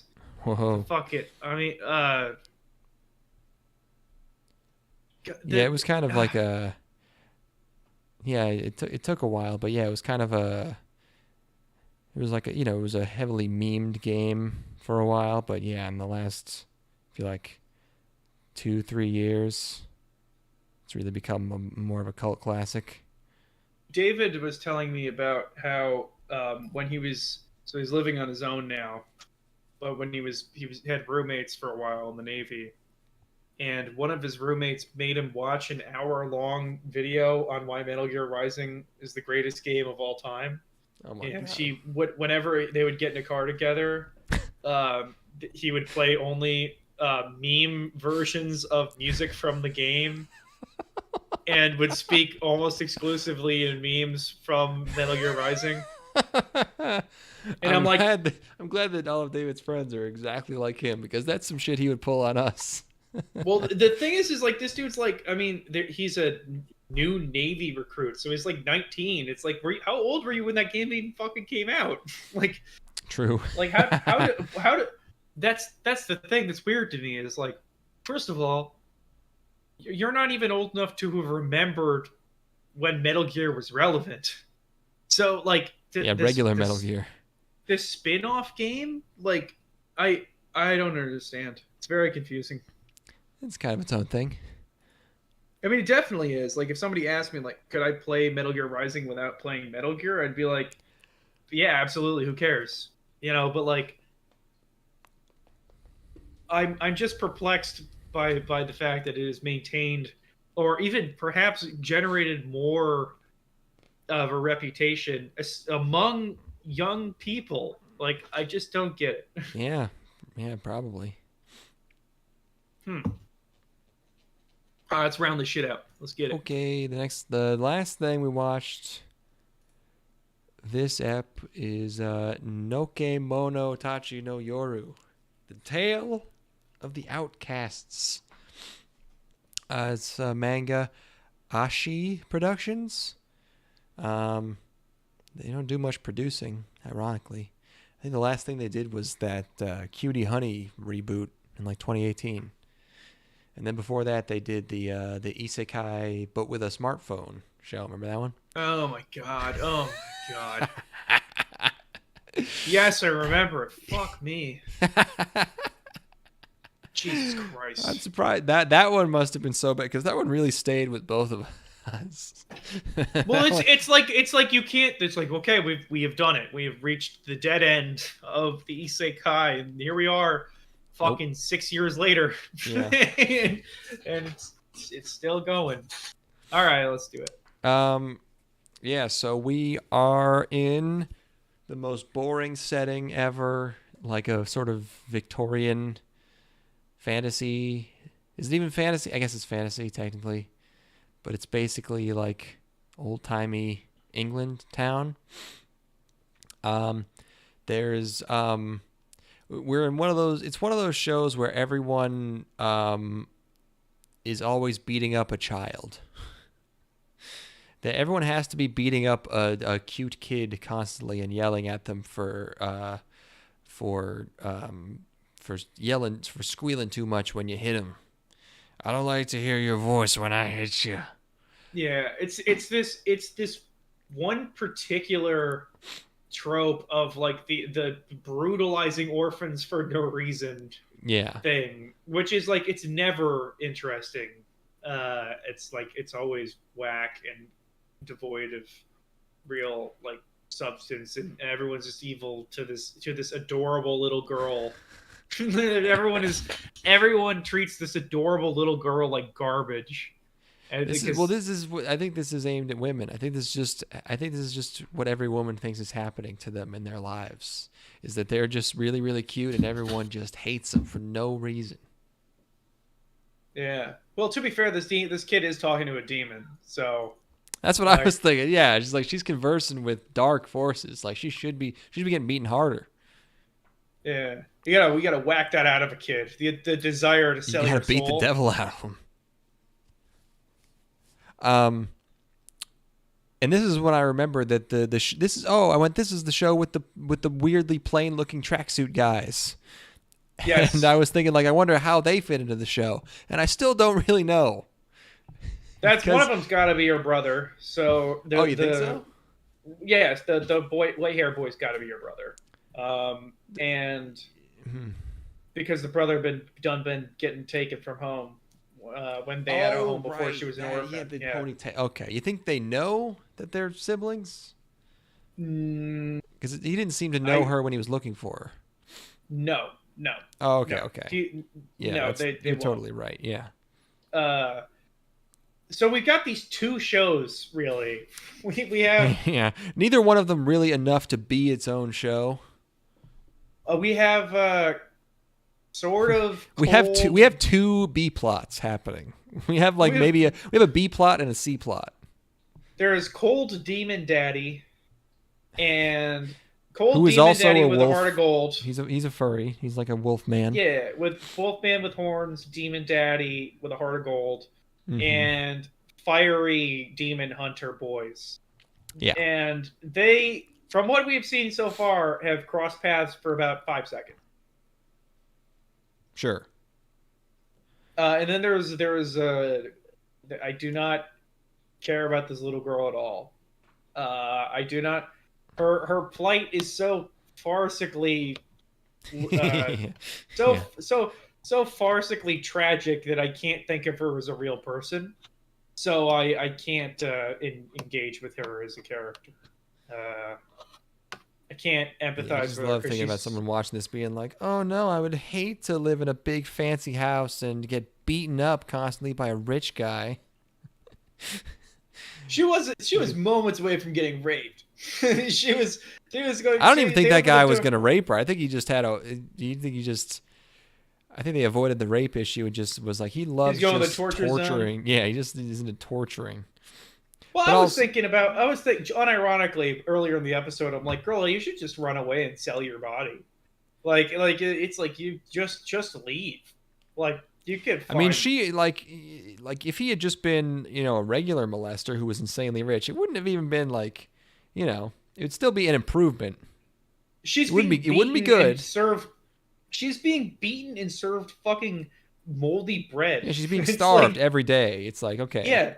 It's like in this world where you have absolutely zero agency of any sort, being put into a situation where you are you've been purchased to be an extremely rich guy's bride is like clearly not desirable, but at the same time, the alternative is you are being starved and battered. So I think I'll take the servitude. Yeah, it's sort of like the girl equivalent of like 90s like white collar job NUE, where you're like, oh, my job's too cushy and secure, and I'm in the office all day. It's like, oh, I gotta be this rich guy's wife and live in this amazing huge house. Between the Harry Potter game and all these shows we're watching, I'm beginning to realize fucking how much women love being fancy. They love being fancy so much. Holy shit! I thought like you never like. I feel like fancy, like posh, like old, like aristocratic, like old timey, like British aesthetics were like universally just sort of like a joke now. But women they want to be posh, fancy people so bad. Shoot weddings for a living. Like, yeah, I know. Yeah, if you go to a pastry shop, they'll look at the prices on everything. I mean, I'm telling you, look at the fact that you can charge $5 for a macaron is like that's where we're at. You know, it's like, yes, do they want that. They want to get dressed up and go pay $5 for a macaron for fun. Yeah, I on a date I went on like a month or two ago or whatever. There was this girl. We met up at a coffee shop and had lunch, and she ordered like $40 worth of macarons to take home with her, and I'm like, could you imagine spending how much do you spend on dessert items in a month? Dessert. What do I buy for desserts? I'll go if I'm grocery shopping. I'll be like, I'll get a treat. I'll get a bag of peanut M&Ms, which is like $3. So, and I'll buy like maybe I'll buy like a thing of apple fritters. So like let's say maximum we're doing like we're doing less than $30 probably on dessert items. If I were to look at the how long it takes me to spend $40 on dessert items, let alone $40 worth of dessert items that fit into a small box. It's like, I mean, maybe I'll spend $20 on ice cream in 3 months. And then like if I don't get to buy macarons very often, it's like a special occasion. I'd pick up like $20 of macarons. Yeah. Yeah. It's like I'm not gonna be back here soon. Might as well get a few. But I'm not gonna try and pack them away like a squirrel. Yeah, it's yes, they love to be fancy. It's gotta feel great. It's probably. I mean, macarons are fucking yummy as hell. They look like pretty patties. Yeah, I would like to try one. I think Madoka is the truest. The witch world is the truest realization of the female fantasy of all, where everything is made of weird googly eye monsters and fancy lace. Things. Yeah, fancy shit. But also it's just pure like fight or flight terror.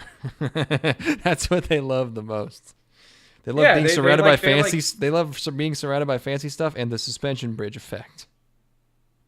But one of my friends works at Lululemon, which is a women's yoga clothing, like fancy bougie yoga clothing store.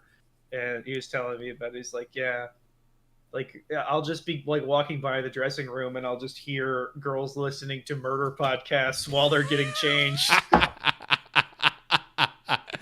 Getting changed into yoga clothes. Yeah, they're like trying on yoga clothes, like just like, and then the body was hidden in the trunk. And it's like, mortal terror while being fancy. Yeah, just just out loud. Oh my god. Yeah. Oh fuck. Anyway. Yeah, and then so the guy that buys her ends up being the most like has his shit together, child torturer, maybe of all time. I mean, he's really he has his whole estate. All of his shit is in order, and he has a hook hand, and he just buys children and has a room where he just fucks with them. He is ready to go. Like he is just she gets there, and he's like, all right, fucking strap in.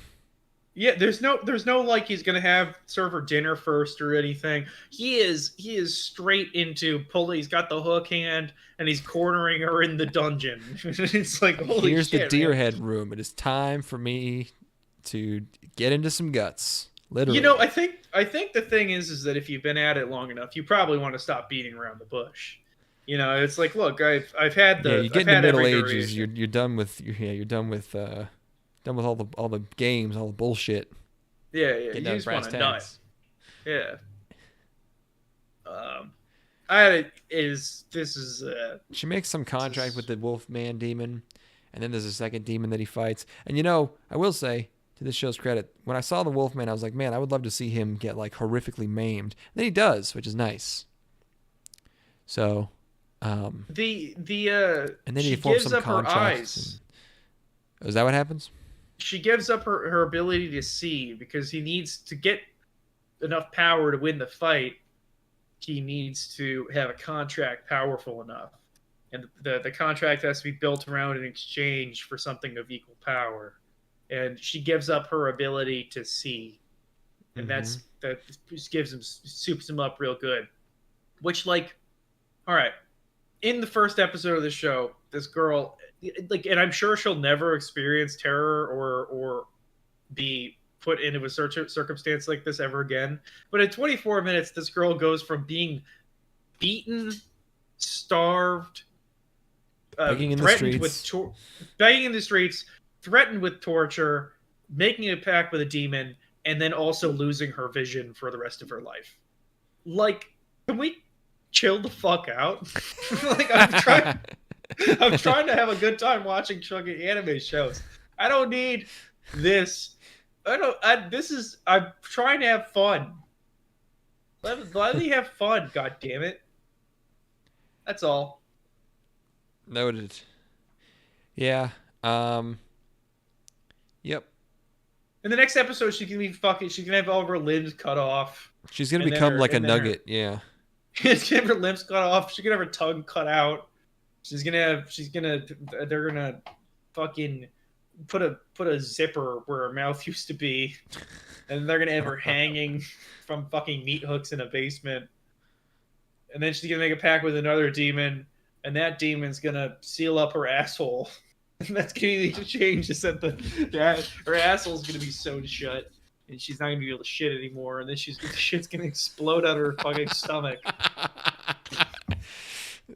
It's the only logical way you can go from here. I mean, that'd be pretty hardcore. I would respect the show on some level. She's gonna be fucking. They're gonna put her into the worm pit from Fate Zero, where their worms are. They're gonna be crawling into her eye sockets and eating her fucking brain.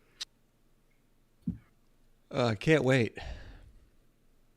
I thought this was a significant tick up from the last episode. Holy shit. These weren't great shows by any means, but at least I had something to fucking think about. Yes, my brain was not painfully empty, I guess. I wasn't depressed. I wasn't depressed beyond. Did I go quiet again? Nope, I can hear you. Hello? Am I back? Yeah. Oh, can you not hear me? Hello? I can hear you. Hello? Can you not hear me? Hello? Ethan? Buddy? Hello? Hello? Hello? Oh, yeah, it's me. Hold on.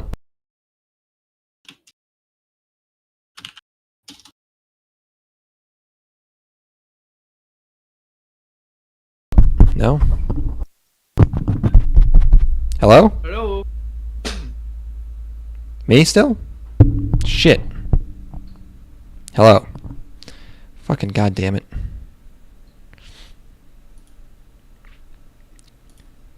Fixed. Hello? Hey, we're back. That was me. You're extremely loud now. Oh, I'm louder than before? Yeah. It looks fine in... Okay, I'll turn myself down. There we go. Okay. Test. Yeah. Yeah, I guess my microphone, I nudged the cable or something. But yeah, I could hear you that whole time. I was like, no, I can hear you. It's fine. So yeah, fucking let's clean this shit up. Let's finish this season off. Yes. Let's get done with that. Yes. Great. Fun time. Okay, bye. Play my time music. Oh, I'm home.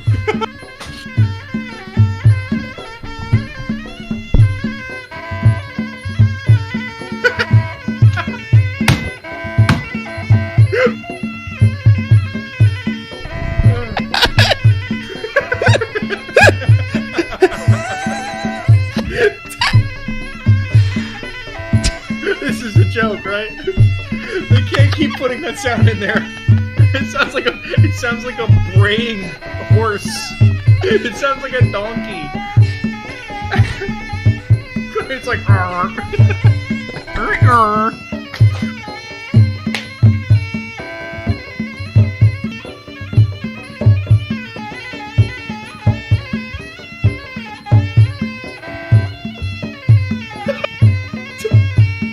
I just fucking... Oh, my eyes. Oh, no, I just...